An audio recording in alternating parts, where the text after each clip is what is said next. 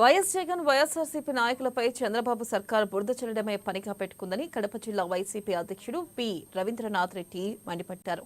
కడపలో ఆయన మీడియాతో మాట్లాడుతూ గోబల్స్ ప్రచారం చేస్తూ ఈ 7 నెలల కాలాన్ని గడిపేశారని, పరిపాలనలో అప్పులు తప్ప ఏమీ లేదని దుయ్యబట్టారు.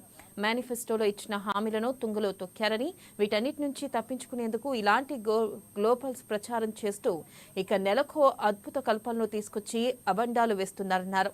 ఇక తిరుమల లడ్డు నుంచి సోషల్ మీడియా యాక్టివిస్టుల అరెస్టుల వరకు డైవర్షన్ పాలిటిక్స్ చేస్తున్నారన్నారు. వైఎస్ జగన్ ఇంట్లో కలహాల గురించి కొన్ని రోజులుగా తప్పుడు ప్రచారం చేశారని, ఇప్పుడు అదానీ ఒప్పందాలు అంటూ కొత్త కథకాలు అల్లుతున్నారని మండిపడ్డారు.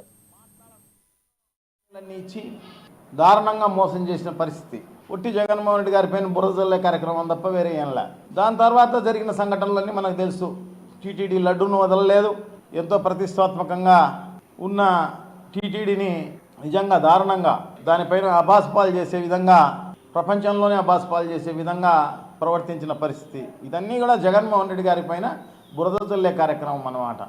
అదే కాకుండా YSR Congress party social media అయితేనేమి, వైఎస్ఆర్ కాంగ్రెస్ పార్టీ నాయకులు అయితేనేమి అందరూ కూడా ఈ వదిలేసేసి మేనిఫెస్టో గురించి, చంద్రబాబు మేనిఫెస్టో గురించి కానీ, ఈ పరిపాలన గురించి కానీ మాట్లాడుకోకుండా